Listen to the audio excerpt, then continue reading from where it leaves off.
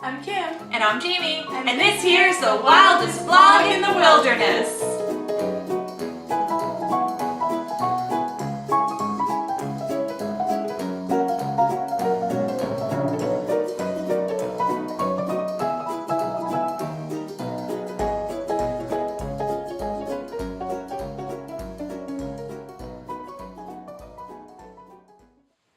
This week we're wrapping up our spring trip to Disney with the rest of our morning in Epcot. So when we left you last week, we had just finished up a ride on the land, and we headed to a different pavilion in Future World to go on Journey into Imagination with Figment. The original incarnation of Figment's ride with the Dreamfinder was my absolute childhood favorite, and Figment is definitely still my favorite Disney character today. Unfortunately, things got a little screwy when Disney got rid of Figment altogether and introduced the previous version of the ride, Journey into Imagination. It was completely bizarre. There was like one tiny Figment reference in the whole ride, and I don't really understand what they were thinking. They somewhat rectified their mistake when they made a Journey into Imagination with Figment, and it's now again a Figment-focused ride, but I really feel like there's a lot of room for improvement. We have some footage of Figment for you now. Enjoy! Listening with your imagination! Now I've completely lost my train of thought. No, you haven't. It's over here! All aboard! Woo-hoo! Next stop, imagination! Imagination works best when it's set free! Great idea! We'll go to my open house instead!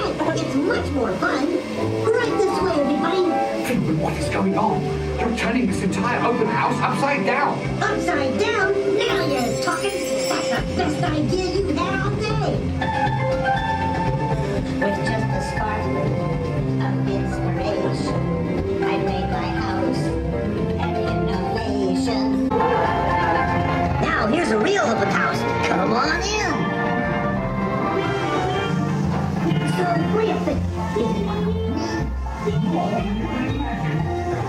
It's exactly what I imagined. Imagination is the brain's open house. Of course. Imagination is just turning your thinking upside down. Come on, Figment. It's time to get back to the Institute. Oh, yes. Well, thank you, Figment. So, as you can plainly see, imagination works the best when it's set free. You said it, Doc. Imagination is a blast.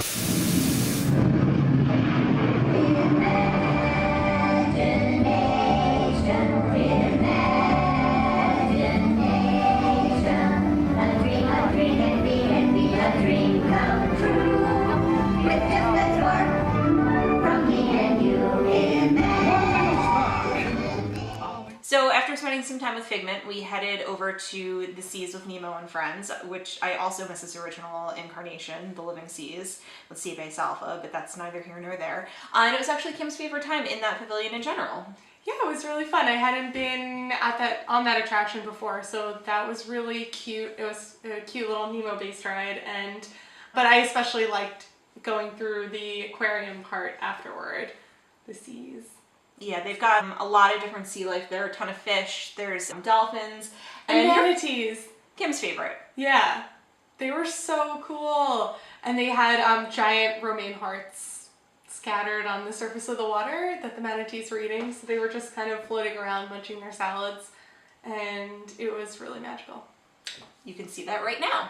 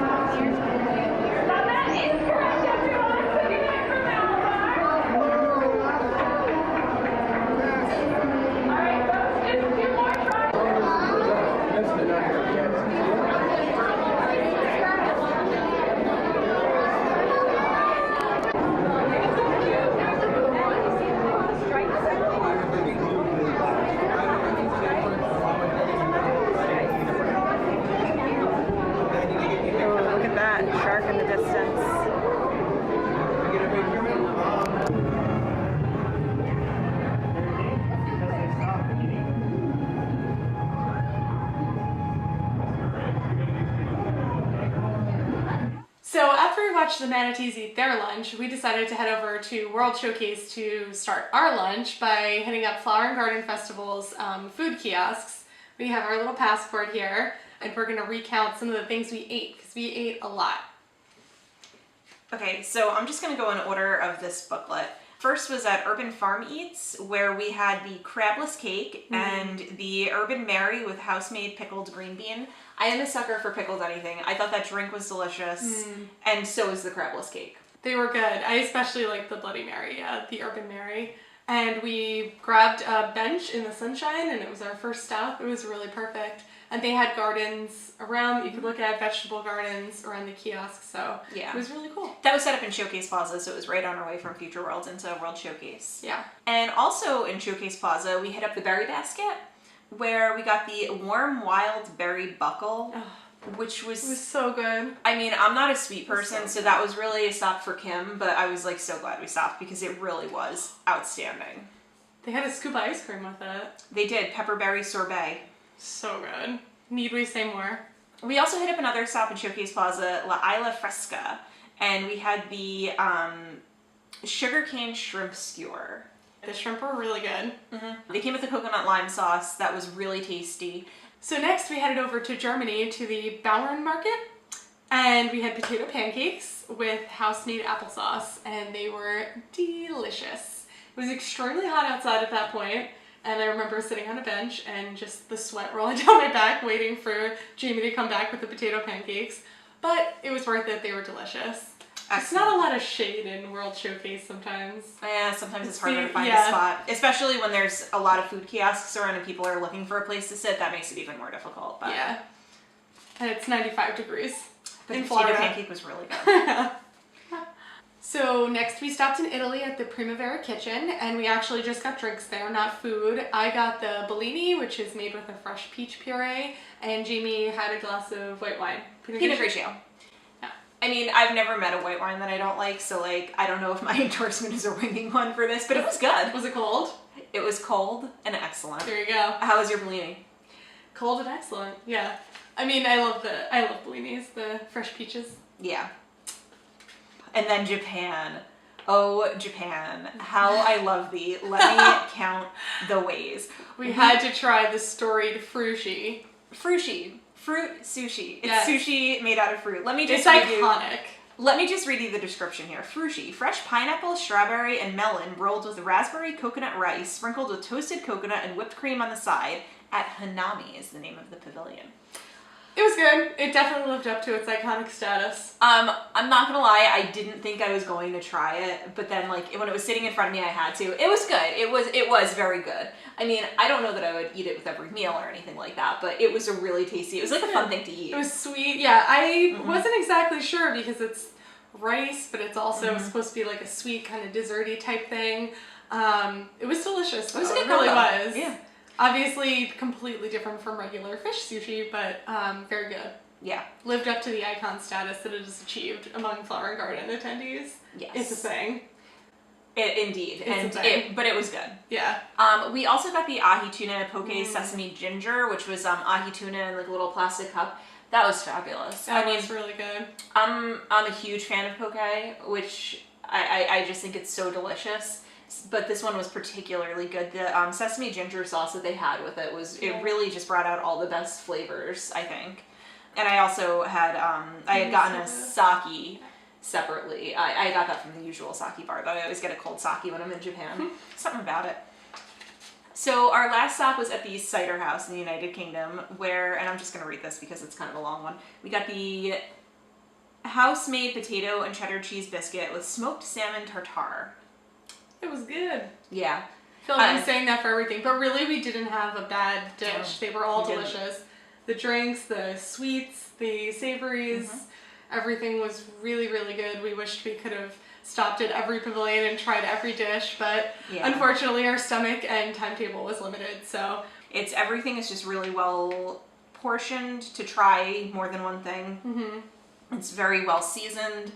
And I mean, it's so shocking to me how well cooked everything is, considering the amount of turnover that they have at those stands. I mean, those lines can get so long. They're churning out so much food in such like a small space. It's really impressive, I think. It was a really fun way to do lunch. It was a fun way to experience a lot of the dishes that make Flower and Garden special. I wouldn't say it was cheaper than a sit-down lunch in All things Epcot, considered, no. but it's a fun alternative to a sit-down lunch in Epcot. And also, just a side note, they sell gift cards that come on like a little scrunchy thing you can wear on your wrist. It's like a tiny version of a gift card. It's maybe like yay big. And we just loaded that up once or twice with money on it because it was so easy. They just scanned it and you were done. I would highly recommend going about it that way to buy your food. Like put a set amount on it, and then if you need to re-up it, they'll do it at any, in most of the stores around World Showcase, they can take care of that for you. Yeah, it was basically like wearing a bracelet with a charm on it. And it was very easy to just go like this rather than getting your wallet out every time you were buying something at a kiosk. Maybe a little too easy. I see what you're doing, Disney. Yeah. Shut up and take my money. But yeah, overall, excellent way to eat around the world. Yes. So, this wraps up our spring 2017 trip to Disney.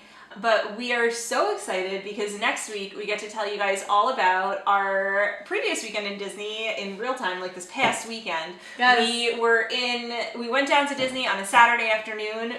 We hit Animal Kingdom Lodge for dinner, and then that Sunday we were in Magic Kingdom all day, winding up with Mickey's Not So Scary Halloween Party. Yes. It was epically fun, and we cannot wait to share those videos with you guys. We have so much fun stuff to talk about. Yes.